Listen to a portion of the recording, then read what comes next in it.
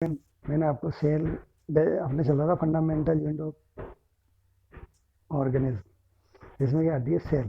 Cell के 3 part होते हैं, cell wall, cell membrane, cytoplasm and nucleus. अब है आपका साइटोप्लाज्म। साइटोप्लाज्म के अंदर बहुत सारे सेल ऑर्गेनेल्स पाए जाते हैं जो क्या होती है सेल को वर्क करने में मदद करते हैं। तो उनमें से हम एक एक को देखते हैं। मैंने आपको किसी से पीरियोडिक सेल और यूकैरियोटिक सेल के बारे में डिफरेंस बताया था, ये आपने देख लिया होगा। प्रोकैरियोटिक सेल क्या होता है, इसके अंदर क्या होती है, छोटी साइज में होती है। यूकैरियोटिक सेल थोड़ी बड़ी होती है, ठीक है। न्यूक्लियर रीजन में नहीं पाया जाता है, यहाँ पर क्या सराउंड मेम्ब्रेन पाई जाती है। तीसरा है प्रोकैरियोट सेल के अंदर क्रोमोसोम सिंगल सेल पाए जाते हैं, जबकि यूकैरियोटिक सेल में क्रोमोसोम ज़्यादा पाए जाते हैं। और प्रोकैरियोटिक सेल में मेम्ब्रेन बॉन्डेड जो ऑर्गेनेल्स होते हैं नहीं पाए जाते हैं। यूकैरियोट के अंदर ऑर्गेनेल्स पाए जाते हैं। अब सेल ऑर्गेनेल्स में जो सेल के अंदर पाए जाते हैं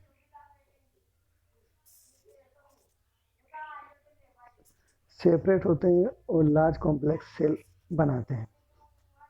इसके अंदर सिंपल पूरे सेल ऑर्गेनेल्स भी पाए जाते हैं, जिसमें endoplasm, reticulum, Golgi एपरेटर, lysosome, mitochondria, plastid और वोक्यूल्स, ये आपके इसके अंदर पाए जाते हैं। तो आप याद रखना नाम, सेल ऑर्गेनेल्स कौन कौन से, endoplasm, reticulum, Golgi body, lysosome, mitochondria, plastid and vacuole. अब कौन से एनिमल सेल में पाए जाएंगे, कौन से प्लांट सेल में पाए जाएंगे, अभी अपन यहाँ पर देख रहे हैं सिर्फ ऑर्गेनेल्स, ठीक है। सबसे पहले देखते हैं हम एंडोप्लाज्मिक रेटिकुलम। एंडोप्लाज्मिक रेटिकुलम जो होती है ये लार्ज नेटवर्क मेम्ब्रेन होती है और ट्यूब्यूल्स की बनी हुई आती है।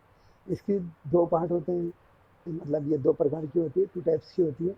एक तो होती है rough endoplasmic E, rough endoplasmic R E R. एक होती है smooth endoplasmic reticulum S E R, S E R. 2 प्रकार की पाई जाती है, R E R, S E R, R E R, S E R. Rough endoplasmic reticulum, smooth endoplasmic reticulum. अब ये क्या होती है, ये जो रफ एंडोप्लाज्मिक रेटिकुलम होती है ये क्या करती है, ये राइबोसोम को, अब राइबोसोम क्या है, राइबोसोम जो होते हैं ये प्रोटीन निर्माण की इकाइयाँ होती है, यानी हमारे अंदर जो प्रोटीन मैन्युफैक्चरिंग होती है, प्रोटीन का निर्माण करते हैं। तो प्रोटीन निर्माण के लिए क्या होती है कि रफ एंडोप्लाज्मिक रेटिकुलम इनको जो स्पेस है वो प्रोवाइड करवाती है, स्पेस प्रोवाइड कराती है, जिससे क्या होती है कि सेल के अंदर मैग्नीफिक फैट का निर्माण होता है, लिपिड भी बनते हैं और सेल फंक्शन करती, कार्य करती है। लिपिड की हेल्प से जो बिल्डिंग ऑफ सेल मेम्ब्रेन, उसकी सेल की मेम्ब्रेन बनती है। दम तो इसमें क्या होता है, जो एंजाइम होते हैं वो बनते हैं। तो एंडोप्लाज्मिक रेटिकुलम क्या करती है कि प्रोटीन निर्माण और प्रोटीन निर्माण के लिए स्पेस प्रोवाइड करवाती है। अब एंडोप्लाज्मिक रेटिकुलम, ये आपको एनिमल सेल की स्ट्रक्चर है, दिख रही है एनिमल सेल की स्ट्रक्चर। अब एनिमल सेल की स्ट्रक्चर में आप देखिए कि ये है आपके, किसकी बात कर रहे थे अपने, एंडोप्लाज्मिक रेटिकुलम। ये देखिए एंडोप्लाज्मिक रेटिकुलम। अब एंडोप्लाज्मिक रेटिकुलम जो होती है ये क्या होती है, इसके अंदर ट्रांसपोर्ट नहीं है, ट्यूबुल्स पाई जाती है। और ये क्या करती है, साइटोप्लाज्म से फ्रेमवर्क प्रोवाइड करती है, मतलब ये उसको ट्यूबुल्स बनाती है। और ये ट्यूबुल्स क्या करती है, सेल के dual cells, animal cell, vertebrae और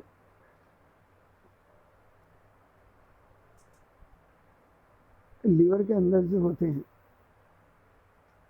जो लीवर के अंदर हानिकारक पदार्थ होते हैं उनको बाहर निकालना काम करती है एंडोप्लाज्मिक रेटिकुलम। उसके बाद आते हैं गोल्जी, ये है आपके प्लांट सेल। प्लांट सेल में भी ये होते हैं, लेकिन एंडोप्लाज्मिक रेटिकुलम प्लांट सेल में पाया जाता है, लेकिन प्लांट सेल के अंदर क्या नहीं पाया जाता अपन बाद में देखेंगे। अब आते हैं आपके गोल्जी एपरेटस। अब इसमें गोल्जी एपरेटस जो होते हैं, गोल्जी बॉडी जिसे कहते हैं, और ये गोल्जी बॉडी जो होती है ये वेसिकल के रूप में पाई जाती है। इसमें क्या होता है, सिस्टर्नी मतलब छोटी छोटी ट्यूब्यूल्स की एक स्ट्रक्चर पाई जाती है इस प्रकार से, यानी जो सिक्के जमे होते हैं उस प्रकार से ये जमी होती है। और इसमें क्या होती है कि सेलुलर मेम्ब्रेन सिस्टम होता है और एक दूसरे में पैकेज जुड़ी हुई होती है। ये क्या करती है, इन्वॉल्व फॉर्मेशन ऑफ लाइसोसोम, ये लाइसोसोम के निर्माण में सहायता करती है।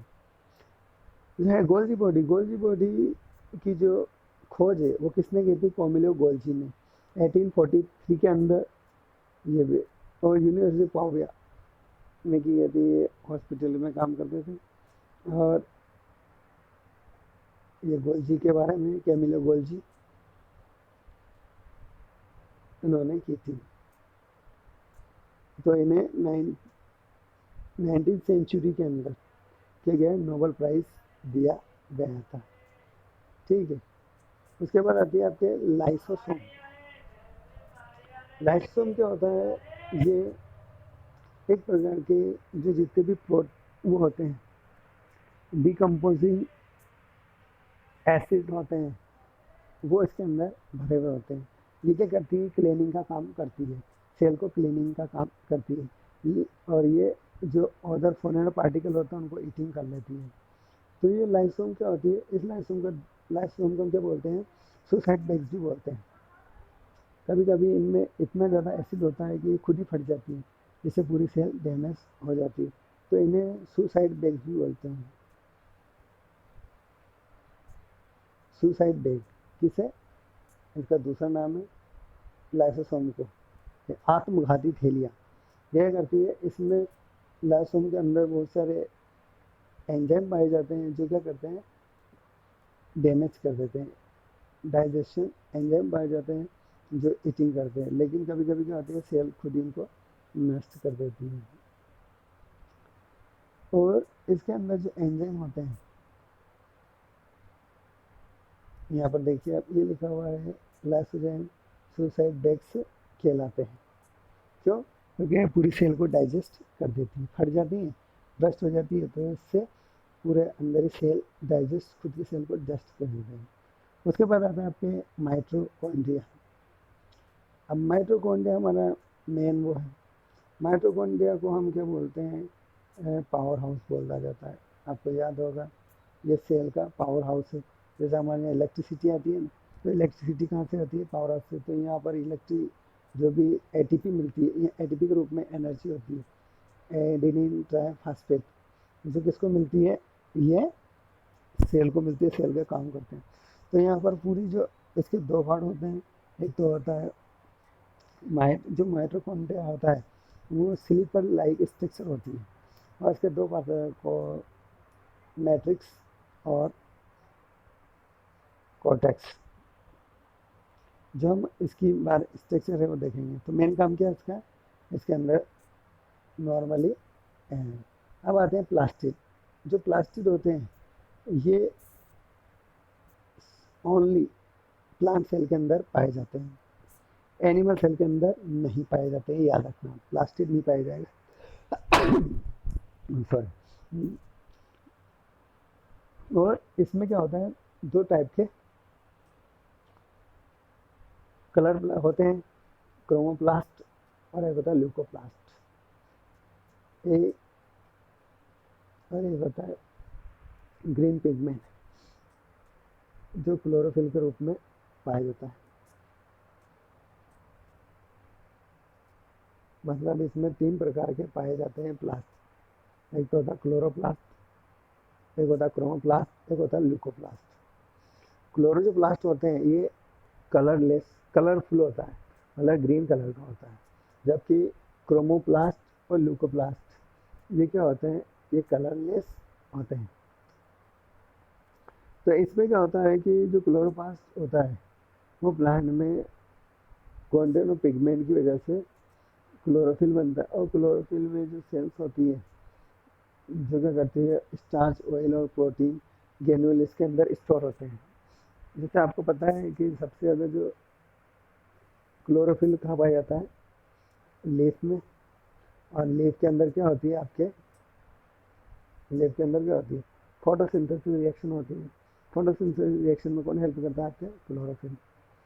जबकि आपके ल्यूकोक्रोमोप्लास्ट और ल्यूकोप्लास्ट ये क्या करते हैं, प्लांट में सिर्फ उपस्थित रहते हैं, दूसरे कॉन्टेंट किसी को। तो इसके अंदर क्या होता है, इसके अंदर क्लोरोप्लास्ट के 2 पार्ट होते हैं। एक तो होता है स्ट्रोमा, क्या होता है स्ट्रोमा, और एक ग्रेना। उसके बाद आती है वोक्यूल। वोक्यूल भी जो होती है वो सिर्फ कैसे पाई जाती है, प्लांट में पाई जाती है। वोक्यूल से मतलब ये बड़ी बड़ी रिक्तिकाएँ पाई जाती है, मतलब सेल्स के बीच में एयर गैप्स पाई जाती है। जबकि ये एयर गैप्स किस में नहीं, एनिमल सेल के अंदर नहीं पाई जाती है। इस एयर गैप की वजह से ही एयर गैप पाई जाती है, इस वजह से ही वुड क्या होती है, पानी में फ्लोटिंग करती है। ये आपको याद नहीं होगा, याद हो जाना। और इसके अंदर क्या होता है, इसका सेल का वॉल्यूम 50 से 90% खाली होता है, ऑक्यूपी होता है वोक्यूल की वजह से। तो जो एनिमल सेल रहती है वो प्लांट सेल से में लार्ज होती पाई जाती है। प्लांट एनिमल सेल के अंदर तो वोक्यूल पाई नहीं जाती है, वोक्यूल अगर पाई जाती है तो सेल खत्म हो जाए, तो प्लांट सेल के अंदर वोक्यूल पाई जाती है। अब ये वोक्यूल क्या काम आती है, ये वोक्यूल इसके अंदर क्या होती है, जो सेल्स की फंडामेंटल इकाई है उसको करने में। और एक और चीज़ है कि जो लिविंग सेल्स होती है ना, उसके अंदर ये पाई जाती है। यहाँ तक आया समझ में आपको। तो प्लांट के अंदर कौन होती है, प्लास्टिड और वोक्यूल पाई जाती है, माइटोकॉन्ड्रिया पाया जाता है। और एनिमल सेल के अंदर क्या पाए जाते हैं, प्लास्टिड और वोक्यूल नहीं पाई जाती है। एक और क्या नहीं पाया जाता है,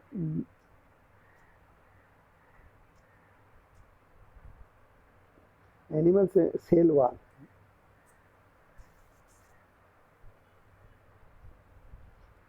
प्लांट सेल के एनिमल सेल में ये जितने भी ऑर्गेनल्स हैं ये सब पाए जाते हैं, लेकिन प्लास्टिड, वोक्यूल, सेल वॉल नहीं पाई जाती। सेल वॉल की जगह सेल मेम्ब्रेन पाई जाती है।